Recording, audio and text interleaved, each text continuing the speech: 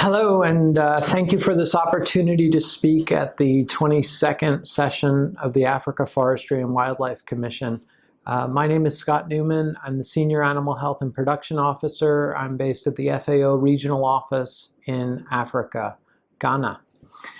Today I'm going to speak to you about One Health and understanding the drivers of disease emergence and impacts to biodiversity, wildlife, livestock, and people. We live in a very challenging dynamic, a very rapidly changing dynamic where we're trying to basically balance the needs of people, domestic animals, wildlife, and ecosystems in the face of limited natural resources, an increasing global population, and lots of consumption.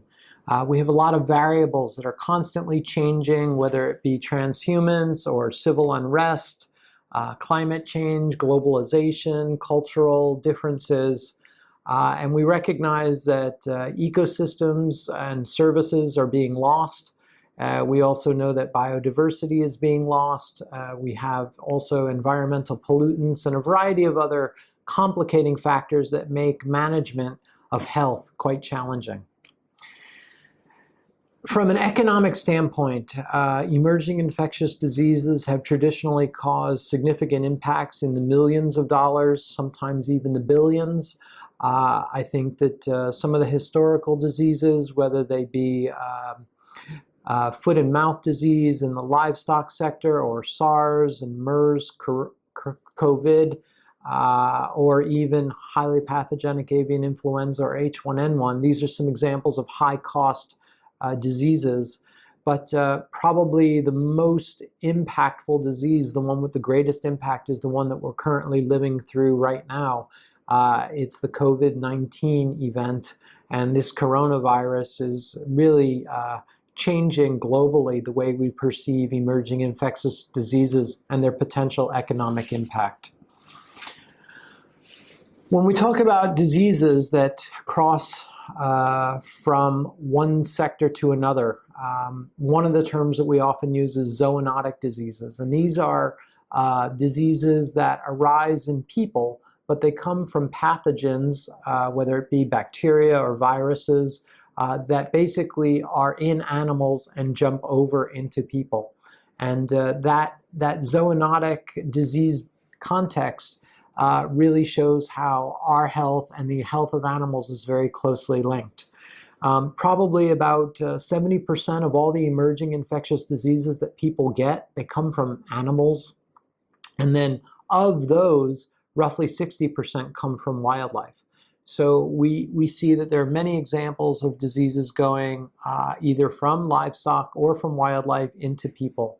And some of them are caught directly from the animals, others are transmitted through vectors, for example, bites from insects.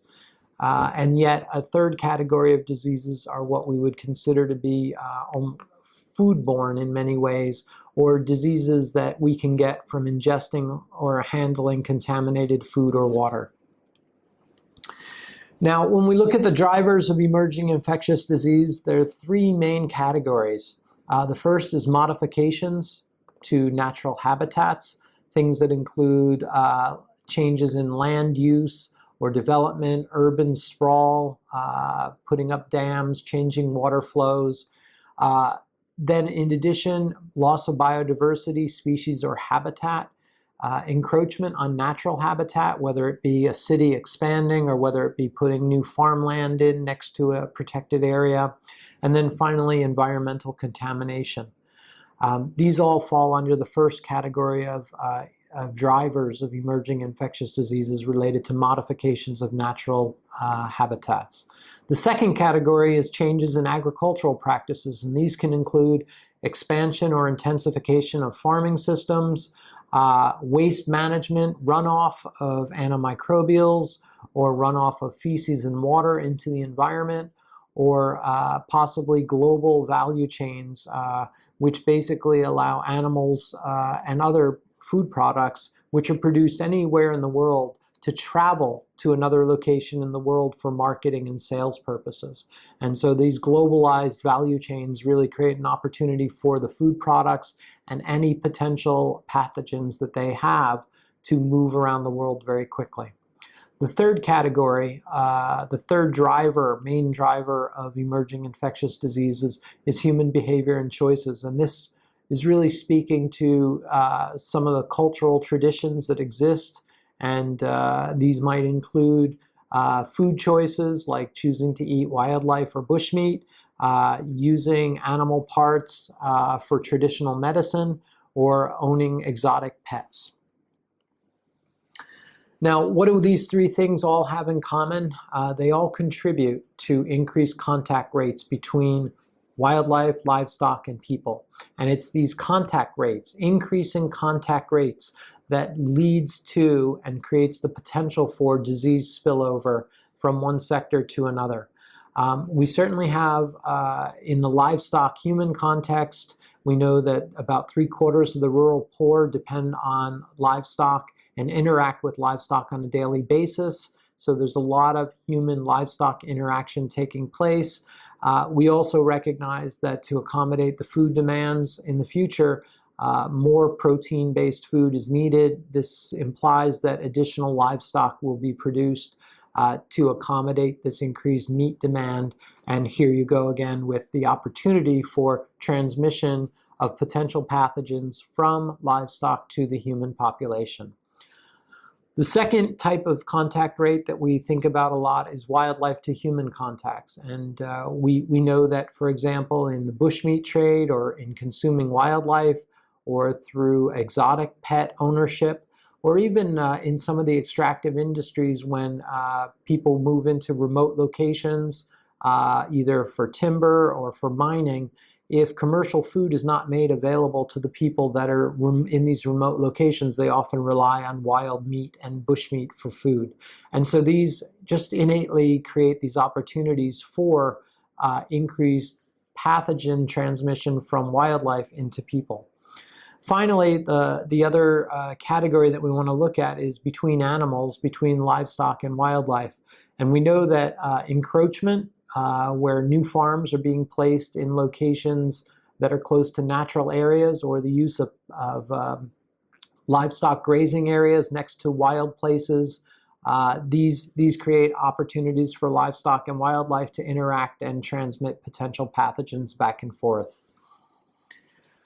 Now, when we want to look a little more at some of the risky behaviors, whether it's Ebola, HIV, anthrax, or simian fomian virus, some of these viruses very much are linked to hunting wildlife or cutting up wildlife, butchering or necropsying wildlife.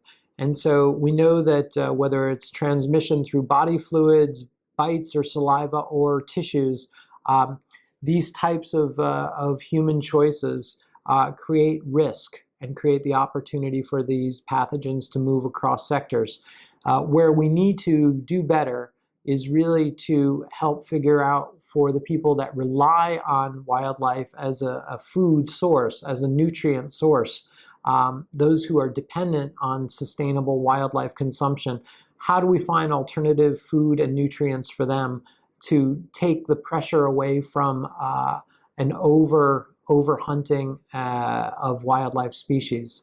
The other issue that we recognize is that wildlife is also a luxury item in probably most of the main cities around the world. And so there's certainly a wildlife trade market that exists to accommodate high-end eating habits in different parts of the world. And so this cultural preference is something that we need to address if we're really going to deal with biodiversity conservation.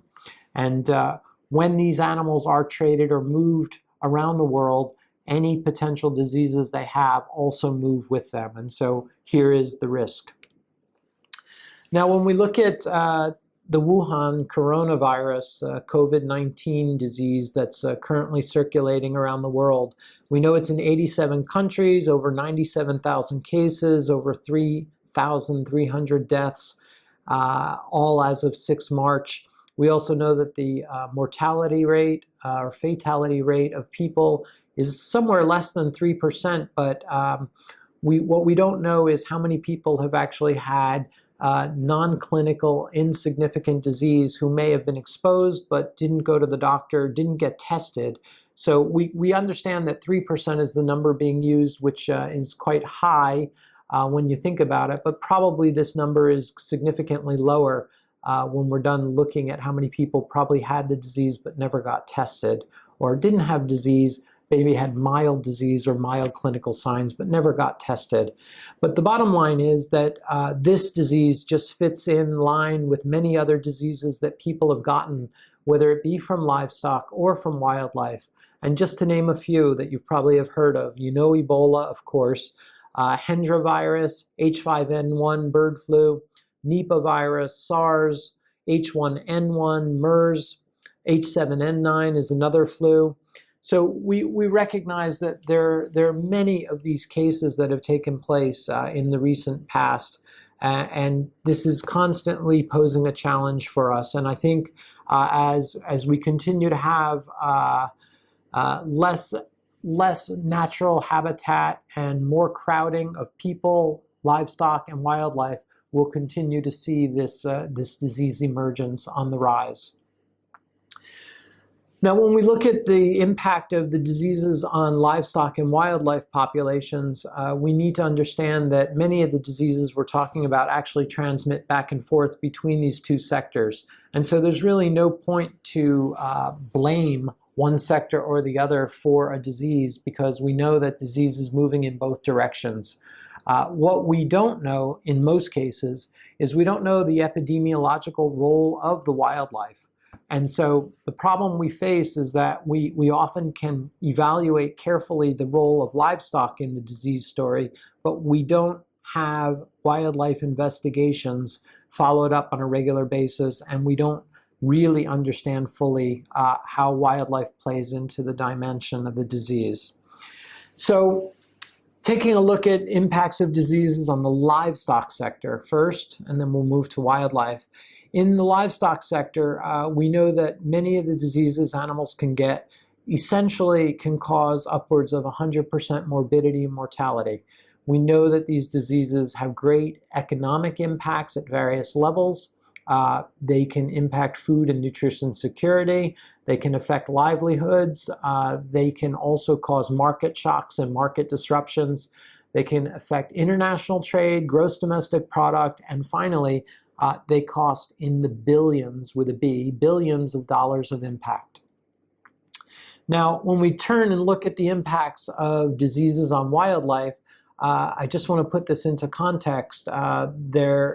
Since the 70s, right, we know that we've lost about more than half of all the wildlife species that exist when we combine terrestrial, freshwater, and marine aquatic species. And while some of it is due to loss of habitat and ecological systems, we also recognize that disease is contributing at some level as well. Now, a few examples of where disease is having impact, and I should say that, we know that disease really has an impact, potentially most significant impact, when we have threatened or endangered populations remaining, because in those cases, one disease can wipe out the remaining population that's there.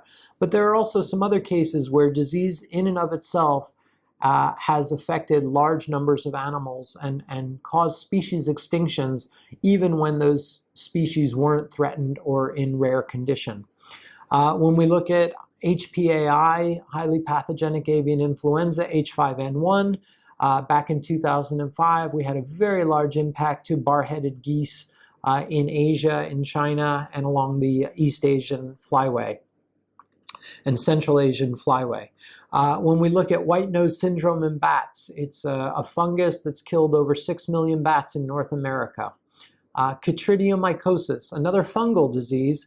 This time it affects amphibians, frogs, and salamanders, and we know we have over 200 extinctions associated with this disease.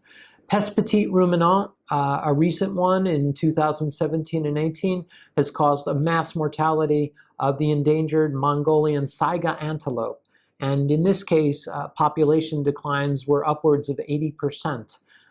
Incidentally, for the past 10 years or so, prior to this disease event, the conservation efforts had really moved the populations up significantly, but over several months, the disease wiped out all the gains that were made in a 10-year conservation program. So again, you can imagine the significance of these diseases and how they can play a very big role in impacting wildlife populations and conservation efforts.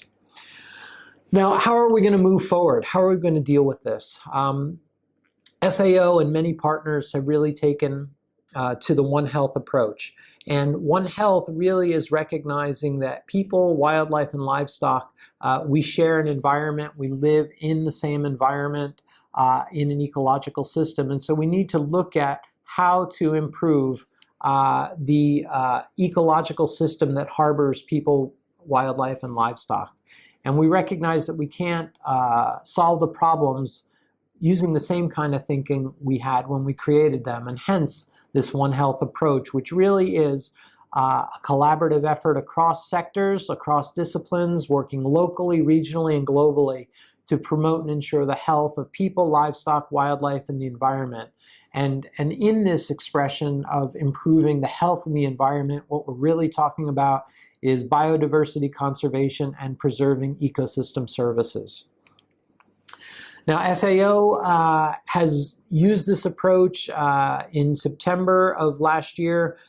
In Ghana, we brought together ministries of forestry, natural resources and wildlife, along with agriculture and health. We had a multi-sectoral dialogue to address issues at the human-wildlife-livestock ecosystem interface. And a few of the recommendations are what I want to share with you next. The dialogue that we had really focused on understanding the importance of using a One Health approach to address country-specific, regional, and transboundary priorities, including diseases transmitted across sectors. There's also a recognition that there's a lack of shared terminology used by the relevant parties. The health sector speaks in terms of disease, whereas the natural resource and biodiversity community talks about ecosystem services. And so we need to bridge this gap and create a common language so that we can speak to each other even though we're trained traditionally in different ways.